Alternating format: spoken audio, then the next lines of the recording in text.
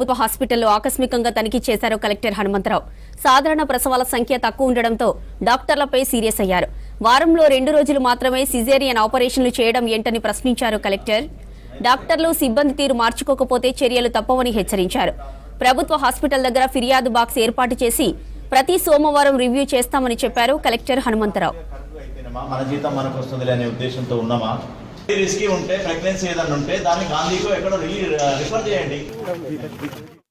ఇది తలెత్తున్నాయి. మేజర్ గా paramedical staff receiving సరిగ్గా లేదని, అంతేకాకుండా ఇక డెలివరీస్ కూడా ఏదైతే ప్రభుత్వం ఉద్దేశించి డెలివరీస్ ఎక్కువ కావాలి, తర్వాత పేదవాళ్ళకి ఈ ప్రైవేట్కి వెళ్తే ఎక్కువ డబ్బులు ఖర్చు అవుతాయి, వారికి ఆదా చేయాలని చెప్పి అన్ని సౌకర్యాలతోటి మనకి ఈవెన్ 108 ద్వారా తీసుకొచ్చి మళ్ళీ 102 ద్వారా ఇంటికి దిగబెట్టే వరకు కూడా రూపాయి ఖర్చు లేకుండా ఏదైతే వైద్యాన్ని అందించాల్సిన హాస్పిటల్ ఉందో కేవలం తక్కువ అవుతున్నాయి. అంతకుముందు నెల 13, ఈ నెల 20 ఈ విధంగా ఇంత పెద్ద హాస్పిటల్లో ఇంత తక్కువ ఇనిషియేషన్ డెలివరీస్ కావటం అనేది కొద్దిగా శోచనీయం. దీనికి ఇక్కడ అందరికి కూడా చెప్పడం జరిగింది, వారి యొక్క పనితీరు మార్చుకోవాలని. అదేవిధంగా ప్రధానంగా ఒక 2 రోజులు మాత్రమే వీళ్ళు సర్జరీలు చేస్తున్నారు.